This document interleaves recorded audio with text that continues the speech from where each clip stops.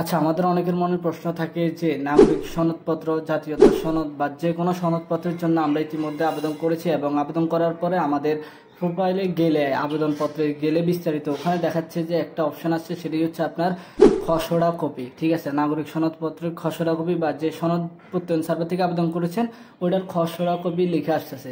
তো ওই খসড়া কপিটা আসলে কি এবং সেটি ডাউনলোড করে কি আমরা আমাদের কাজগুলি করতে পারবো, যে সরকারি বেসরকারি কাজগুলি করতে পারবো?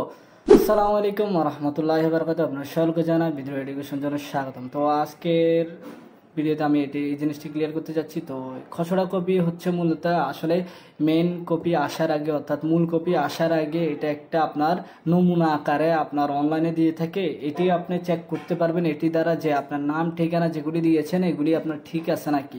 ঠিক আছে, যদি ঠিক না থাকে আপনি ইতিমধ্যে যদি এর আগে আপনি জানান আপনার ওয়ার্ড কাউন্সিলর অফিসে যে আমার এই জিনিসগুলি ভুল আছে, তাহলে ওই ক্ষেত্রে ওরা আবার সংশোধন করে দিবে বা আপনার পুনরায় আবেদন করতে হবে। কিন্তু আপনি খসড়া কপি যেটা আছে সেটি অনলাইন থেকে ডাউনলোড করে আপনি কোনো প্রকার কাজ করতে পারবেন না। এটি শুধুমাত্র দেখার জন্য দিছে, আর এটি দিয়ে আপনি সরকারি বেসরকারি কোনো কাজ করতে পারবেন না, কারণ ওখানে সিল মোহর কাউন্সিলর বলেন, চেয়ারম্যান বলেন, এটা তাদের কারো সিল মোহর বা সিগনেচার থাকবে না। তো যার কারণে আপনি ওই খসড়া কপি দিয়ে কোনো প্রকার কাজ করতে পারবেন না। তো এই প্রশ্নটা করেছিলেন এক ভাইয়া আমার ফেসবুক মেসেঞ্জারে।